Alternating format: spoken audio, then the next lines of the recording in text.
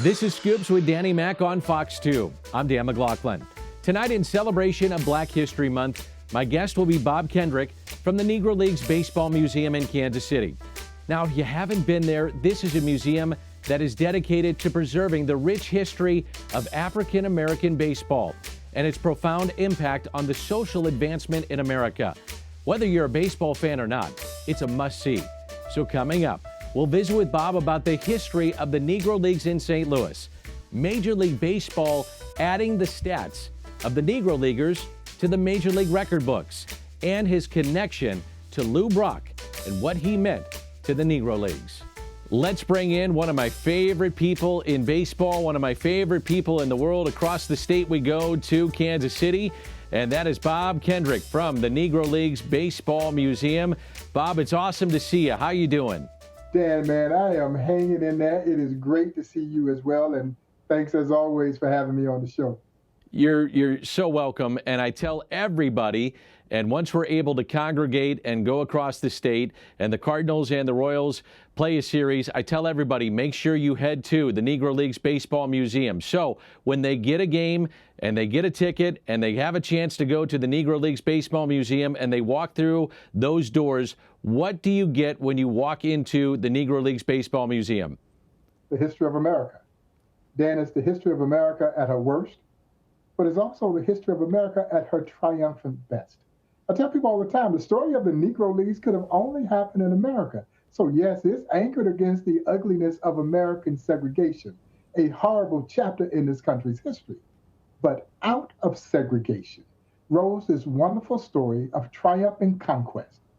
And it's all based on one small, simple principle. You won't let me play with you, then I'll just create a league of my own.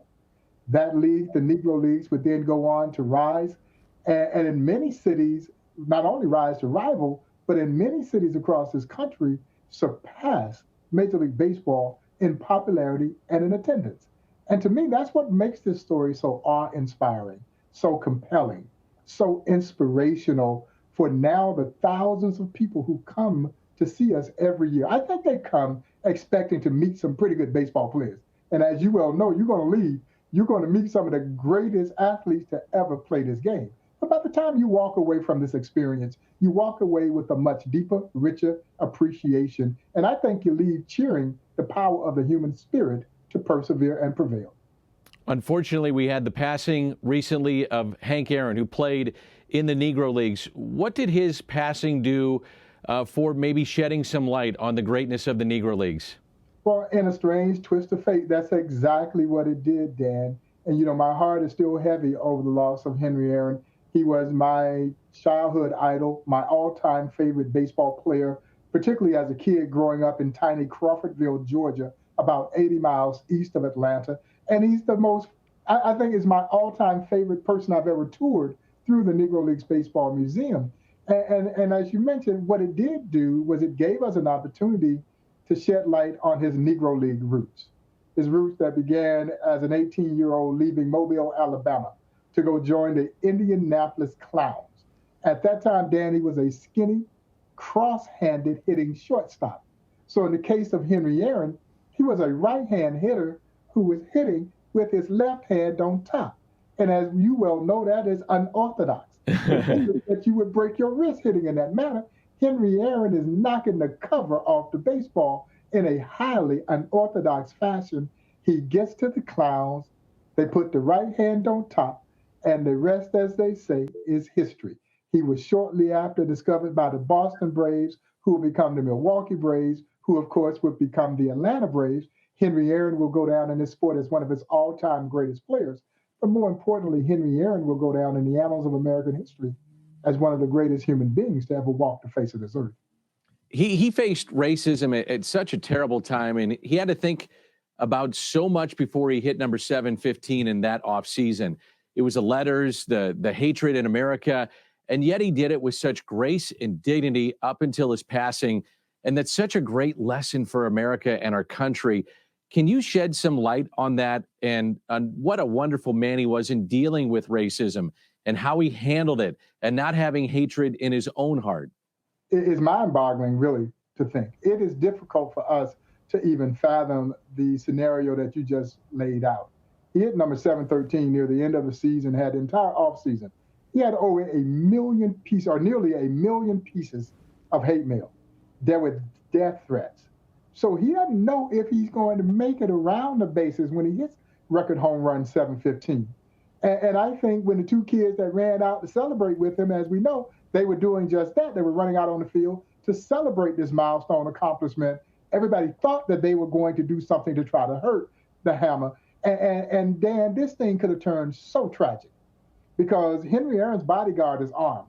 There are snipers in the building. And you know, if someone had gotten trigger happy and shot those two kids, heaven forbid that they didn't, how tragic this could have been. And the fact that Henry Aaron's family is in hiding during this entire ordeal, and yet somehow or another he found the wherewithal to push all of that behind him and lock in on the task at hand. And I remember hearing Dusty Baker, who, if you recall, was in the on-deck circle when Henry Aaron breaks the record. He relates a story that Henry Aaron came to him and said, Dusty, I'm going to get this over with. And so it wasn't a time of celebration. It was a time of relief. I think in his mind, it was like, okay, this is over with. Maybe y'all will leave me alone now. You know, and it's a shame that he was kind of robbed of the opportunity to celebrate what most believe to be the most significant sports accomplishment ever. Certainly the most, I think, memorable sports memory in my lifetime. You know, and so it took him literally 25 years before he got the opportunity to finally celebrate this incredible feat. And yet, as you mentioned, he handled it with such grace, class, and dignity. Major League Baseball decided this offseason to add the Negro League stats to all stats for Major League Baseball. What has that done in providing at least a better look at the Negro League players, and certainly for your place, the Negro Leagues Baseball Museum? Oh, tremendous. It was a tremendous recognition that Major League Baseball in December, when they announced that they were going to do what should have been done a long time ago. And that was to acknowledge and recognize the Negro Leagues for exactly what they were, a major league. And that level of recognition is significant, particularly in the annals of American history. And I told someone here recently, Major League Baseball, Dan, did in one day what the Negro Leagues Baseball Museum has been trying to do for the last 30 years, and that is to rewrite the pages of American history books. Now, of course, they did it by rewriting their own history, but I think most of us who follow this game closely and understand the history of our sport know how closely it aligns with the history of this country. So if you know the history of baseball, you essentially know the history of America, and the Negro Leagues were a very important part of that story. And so for all of the players and their families, this was reckoning. It was a level of atonement for this blatant dismissal of the Negro Leagues, a league that had impacted our game in ways that none of the other leagues that had been recognized hadn't even remotely come close to doing. And so, yeah, it was cause for celebration. It kept me plenty busy as we were getting request after request, you know, to talk about this and what it meant in the annals of Negro Leagues history, now to see their names listed amongst the greats of Major League Baseball past. Bob Kendrick is my guest. We're going to talk about the history of the Negro Leagues in St. Louis, and that's next on Fox 2. Scoops with Danny Mac is brought to you by Schnucks, Lou Fuse, Royal Banks of Missouri, and Ryan Kelly, the home loan expert. Welcome back to Scoops with Danny Mac on Fox 2. A reminder, there's daily content on the website, scoopswithdannymac.com. Podcasts, features, articles. If you've missed Bernie Miklasz and his writing, you can see it all daily on scoopswithdannymac.com. While the St. Louis Cardinals have garnered the majority of the baseball attention in St. Louis over the years, there was the Negro Leagues in St. Louis as well. The St. Louis Stars Negro Leagues team was a force in its heyday, and they have a display currently at the St. Louis Cardinals Hall of Fame and Museum.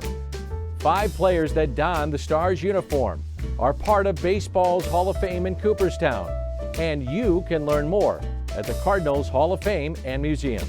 We continue our visit with Bob Kendrick, wonderful man, and doing such a wonderful job carrying on the memories of so many of the Negro Leaguers at the Negro Leagues Baseball Museum in Kansas City.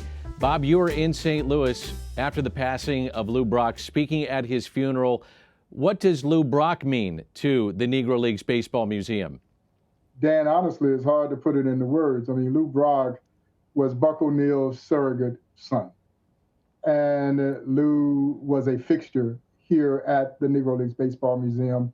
He and his lovely wife, Jackie, were constantly here supporting everything that we did. And so Lou was a part of the Negro Leagues family, even though he didn't play in the Negro Leagues. And so his passing last year was devastating to all of us. And I was so tremendously honored to have Jackie invite me down to St. Louis to offer remarks at his services. But to be quite honest, it was one of the most difficult things that I've ever had to do.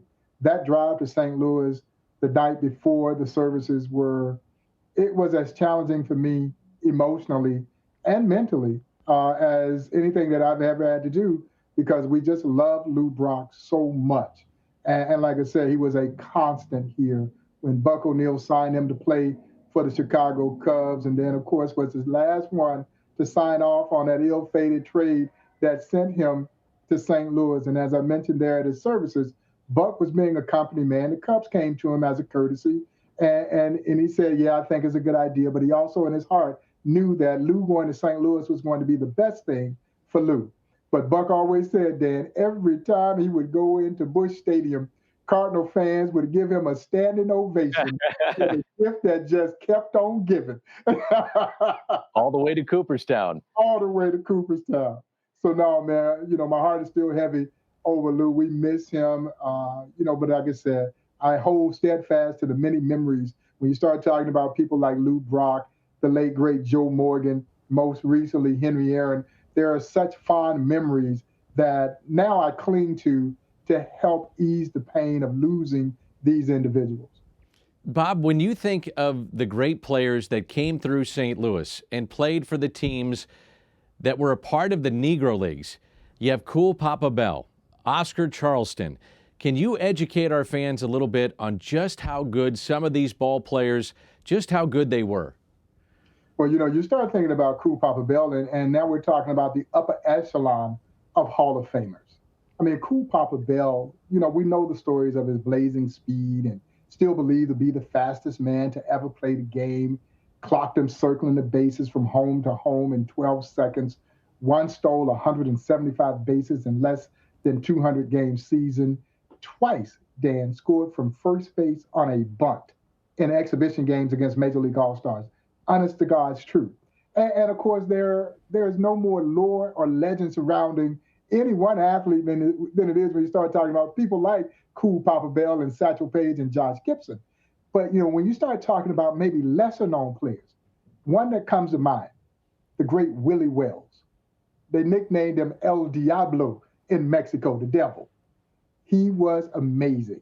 And for St. Louis baseball fans, imagine this. The late, great Buck O'Neill would say that Willie Wells was Ozzie Smith before we ever knew who Ozzie Smith was. Or we talk about a player the magnitude of the great Mule Suttles, great power hitter, another Hall of Famer. And Dan, he swung a 50-ounce bat. 50 ounce. And I guess if your nickname is Mule, you got to be strong. And Mule Suttles was tremendously strong. These are players that all call St. Louis home at one point in time. And so St. Louis's black baseball history is as rich as any city. It started with the great St. Louis Giants, who were one of the original 8 Negro League franchises in 1920. They would morph and become the great St. Louis Stars. And so St. Louis has had a long legacy of great black stars that even transcended from the Negro Leagues to the way the game has been played now. And of course, we lost 2 of those legendary stars in Lou Brock and Bob Gibson, tragically, last year. I've heard you talk about Oscar Charleston an awful lot. Tell us about him. Oh, could do everything. The consummate 5-tool guy. Hit for power, hit for average, could field, could run, could throw. In 1921, he led the Negro Leagues in home runs, triples, doubles, stolen bases, batting average in the same season. The late, great Buck O'Neil would say without hesitation, Dan, the greatest baseball player he ever saw. It's incredible. And I'll wrap it up with this. Bob, what are you most proud of? And there's two questions here. What are you most proud of about the Negro Leagues Baseball Museum? And unfortunately, it's a tough question, but how many of the Negro Leagues players are still with us? Yeah, no, and I'll answer the latter one first. Very few. We estimate about 100 plus right now still with us. And really, Dan, they are the young Negro Leaguers. They are the Negro Leaguers that played near the tail end of the Negro League. You think about the fact that Henry Aaron would have turned 87 last week. Right. Before his passing. And Willie Mays is almost 90. And there are those players who came after integration that were still playing in the Negro Leagues.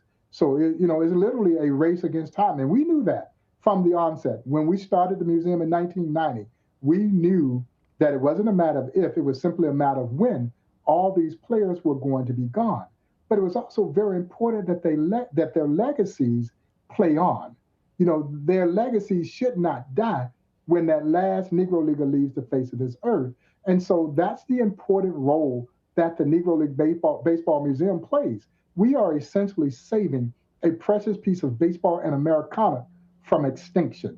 And so we're proud of that. The fact that we've been doing this now for 30 years against all odds. No one gave the Negro Leagues Baseball Museum any chance of succeeding, Dan. When we started this project in 1990 in an office space about a quarter of the size of my office here, but you had those like the late, great Buck O'Neil and other Negro Leaguers who called Kansas City home at that time. Sad to say, they've all passed on, who stayed steadfast in their belief that this story needed to be preserved. It needed to be celebrated and illuminated. And so they literally took turns paying the monthly rent to keep that little office open. And that's how we got started. And today we are recognized as America's national Negro Leagues Baseball Museum. So it's been an incredible journey for a little museum that no one gave any chance of succeeding. But now it's about securing the long-term future of this museum so that we can continue to make sure that people remember these legendary athletes who were so courageous in their love of the game that they were willing to endure whatever social adversity confronted them to play this game. And in doing so, not only help make the game better, but help make our country better. That should never be forgotten. They should never be forgotten. And it's the job of this museum to ensure that. And so we must set this museum up so that it is capable of operating into perpetuity so that the life lessons that stem from this wonderful story of triumph over adversity, that it can be utilized to inspire future generations. And so that's the goal that we have as an institution, and certainly at the forefront of what I would like to see accomplished before it's time for me to hang it up and someone else take over the helm.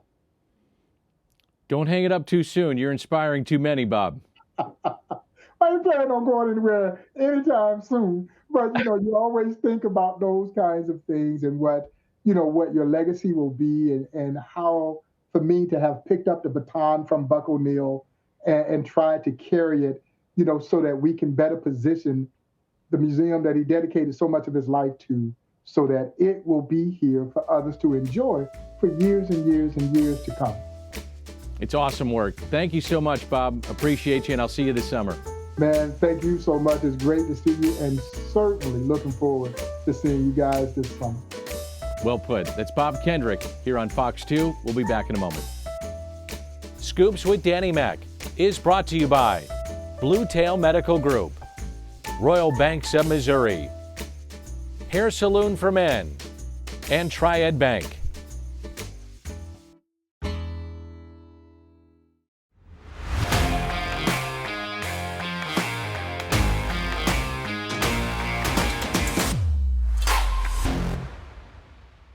Welcome back to Scoops with Danny Mac on Fox 2. A reminder, there's daily content on the website, scoopswithdannymac.com.